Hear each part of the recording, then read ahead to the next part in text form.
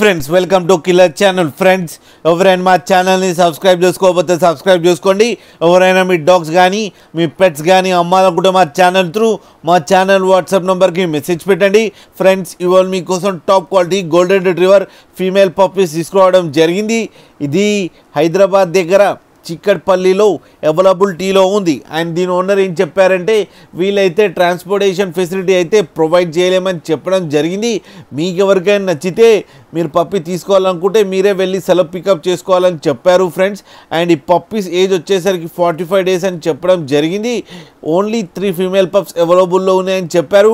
And each female పప్పీకి 18,000 rupees demand చేస్తున్నారు.